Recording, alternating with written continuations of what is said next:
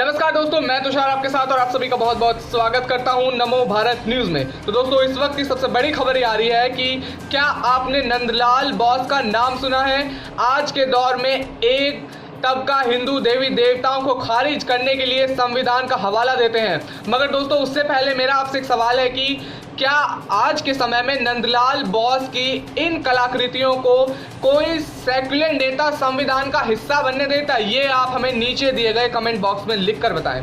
तो दोस्तों, आपको मैं बता दूं कि ये लोग फौरन नंदलाल बोस को सांप्रदायिक घोषित कर देते हैं, उनकी कला को दया किनार कर आरोप लगाते हैं कि उन्होंने ऐसा बहुसंख्यक आबादी को खुश करने के लिए किया है। और आपको बता दें कि भगवान श्री राम का नाम सुनते ही बहुसंख्यक आबादी पर कम्युनल होने का इल्ज़ाम भी लगा दिया जाता है। श्री कृष्ण के उपदेशों को खारिज करने के लिए उनकी रासलीला पर सवाल खड़े किए जाते हैं। शैक्षणिक संस्थाओं में गायत्री मंत्र को प्रार्थना में शामिल करने का विरोध किया जाता है। पूछा जाता है कि इससे अन्य समुदाय बच्चों पर क्या असर पड़ेगा। तो सबसे बड़ा सवाल इसमें ये पूछा जाता है, अगर हम गायत्री मंत्र को प्रार्थना में शामिल करते हैं तो ये लोग ये पूछते हैं कि इससे अन्य समुदाय के बच्चों को इस पे क्या असर पड़ेगा गायत्री मंत्र का। तो आगे चलते हैं। तो अगला सवाल ये है कि क्या वाकई में हिंदू देवी देवताओं का उल्लेख देश की बहुसंख्यक आबादी को सांप्रदायिक करार देने की आज़ादी प्रदान करता है, या फिर ये भारतीय पृष्ठभूमि का एक ऐसा हिस्सा है जिसमें इसके बिना जाना समझा नहीं जा सकता। इसके बिना न केवल एक भारतीय अधूरा है बल्कि सूचनाओं के स्तर पर शून्य भी है। जिस संविधान की दुहाई अक्सर दी जाती है, कुछ लोगों को यह पढ़कर शायद हैरानी होगी कि संविधान में हिंदू देवी देवताओं की तस्वीर कैसे। ये सबसे बड़ा सवाल इसमें पूछते हैं कि कुछ लोगों को जानकर यह भी आश्चर्यचकित होंगे वो लोग कि संविधान में हिंदू देवी देवताओं की तस्वीरें कैसे। तो आपको बता दें कि अगर ये तस्वीरें हैं तो उन्हें इसकी जानकारी क्यों नहीं।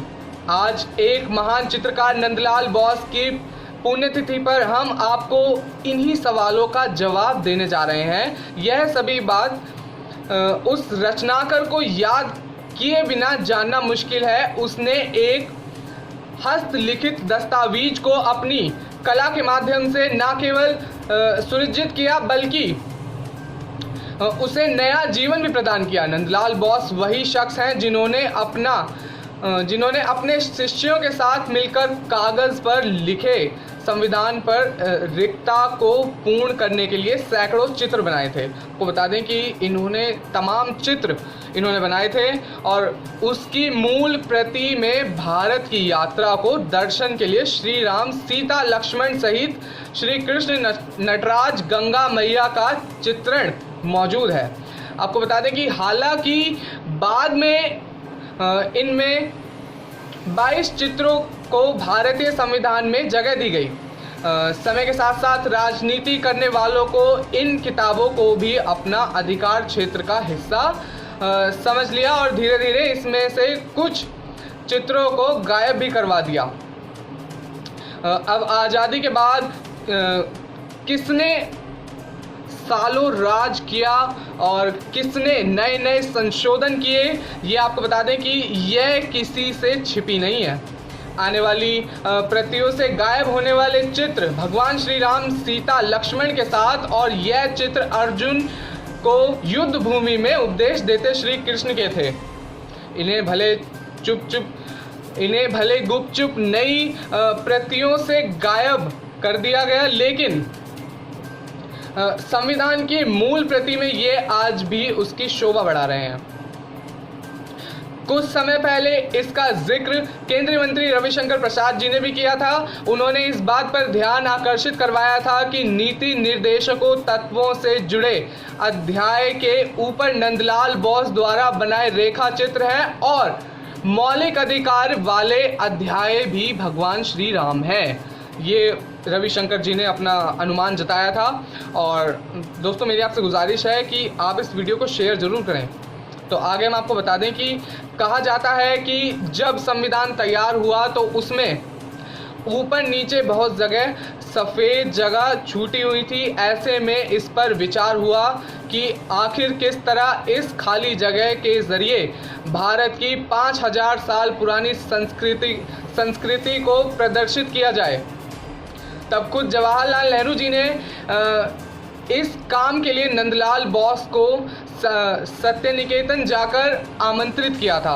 ये सबसे बड़ी खबर है कि जब हमारे संविधान में तमाम सफ़ेद जगह छूटी हुई थी तो उन सफ़ेद जगहों को भरने के लिए पंडित जवाहरलाल नेहरू जी ने नंदलाल बोस जी को आमंत्रित किया। इसके बाद सदी के महान चित्र ने अपनी कुछ शिष्यों के साथ मिलकर एक हस्तलिखित पन्नों में प्राण भरने का काम किया और बाद में सीमित से जुड़े सभी लोगों ने इन चित्रों को संविधान के रिक्त स्थान पर शामिल करने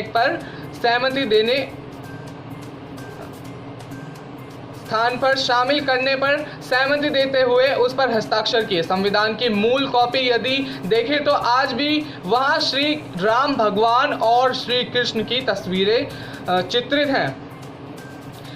आखिरी पृष्ठि पर समिति के सभी सदस्यों को हस्ताक्षर हैं और जाहिर है कि उस समय इन चित्रों से किसी को आपत्ति नहीं थी। मगर सोचिए, क्या आज के समय नंदलाल बोस की इन कलाकृतियों को कोई सेक्युलर नेता संविधान का हिस्सा बनने देता? सबसे बड़ा प्रश्न ये उठता है, क्या आज के समय में कि नंदलाल बोस को सेक्युलर नेता बनने देता? सबसे बड़ा प्रश्न है ये इस समय। बिल्कुल नहीं।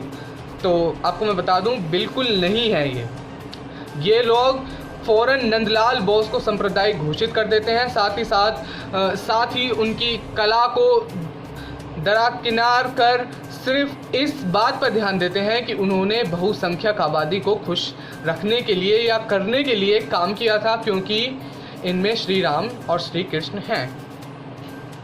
तो आगे आपको बता दें कि लेकिन नंदलाल बोस की कलाकृतियों का इतिहास जानते समझते हुए इस बात को जहन में डालने की कोई कोशिश नहीं करता कि नंदलाल बोस और शांति निकेतन में उनके छात्रों ने धर्म विशेष नहीं बल्कि भारतीय इतिहास का विकास यात्रा को दर्शाने वाला चित्र बनाए, जो बिन इन देवक नायक को अधूरी है। ध्यान देने योग्य बात है कि उन्होंने इसके बाद जो भी चित्र बनाए वो भी इसी बिंदु को केंद्र में रखकर बनाए। उन्होंने संविधान के लिए भारत को राष्ट्रीय चिन्ह अशोक स्तंभ की लाट का बनाया। हड़प्पा की खुदाई से मिले घोड़े, शेर, हाथी और सांड की चित्रों को लेकर सुनहरी किनारियों को सजाया। सबसे बड़ी बात है कि हमारी जो हड़प्पा संस्कृति थी उसमें तमाम जो हमें स्टैचू मिले थे उसमें से नंदलाल बोस जी ने उनकी कलाकृतियों को ऐसा सजाया कि बहुत ही मनोभाव दृश्य देखने को हो गया उन चित्रों में। तो आपको बता दें कि उन्होंने साथ ही साथ झांसी की रानी को चित्रित किया, तो मैसूर के सुल्तान टीपू को भी आकार के उकोरा। उन्होंने अपनी कला से संविधान को एक बोलती किताब बना दिया। तो ये अब तक हमने तमाम चीज़ें नंदलाल बोस जी के बारे में सुनी कि किस तरह उन्होंने संविधान को चित्रित किया और किस तरह हड़प्पा नगरी में वो तमाम स्टैचू को उन्होंने सजाया, कैसे उन्होंने दृश्य को मनमोहक बनाया। और सबसे बड़ी बात तो ये है कि किस तरह उन्होंने अशोक स्तंभ हमारे देश को बनाया। और दूसरी सबसे बड़ी बात यह है कि हमारी संविधान की किताब कैसे उन्होंने बनाई, जिसमें निहित अनुच्छेदों ने भारत के नागरिकों को लोकतांत्रिक बनाया। आपको बता दें कि वहीं 5000 पहली संस्कृतियों को जीवित भी रखा। सबसे बड़ी खबर है कि नंदलाल बोस जी ने तमाम 5000 पहली संस्कृतियों को जीवित भी रखा। सबसे बड़ी बात है ये। और साथ ही साथ आपको बता दें कि उन पर टैगोर परिवार और अजंता के भी भित्ति चित्रों का खास प्रभाव था, तो उनकी चित्रकारी में भी इसका असर दिखता था। वो महीने महीने डिज़ाइनों को भी ऐसे गढ़ते थे जैसे समाज उनसे कोई संदेश ले रहा है। उनका मानना था कि चित्रकार भी किसी रंग को दूसरे रंग से बेहतर नहीं बताता। जो चित्रकार होता है उसे सभी रंग पसंद होते हैं। सबसे बड़ी बात इन्होंने बोली थी ये नंदलाल बोस जी ने।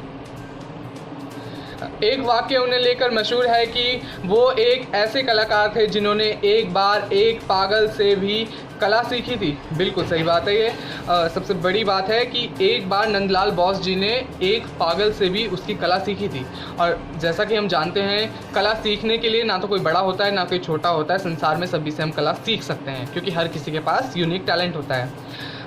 तो आपको बता दें कि एक राह चलते पागल से जिसे देखकर आम आदमी कई फीट की दूरी बना लेते हैं, वैसे ही एक पागल को एक बार उन्होंने उस समय 3 पैसे दिए जिसने केवल कोयले और पानी से सड़क पर उनका चित्र बना दिया। हालांकि इसे देखकर वह भी हैरान हो गए, लेकिन उन्होंने इस पर अचंभा जताया और कहा कि ज़्यादा उस पागल से उस कला को सीखा। बाद में इसका प्रयोग उन्होंने शांति निकेतन में किया।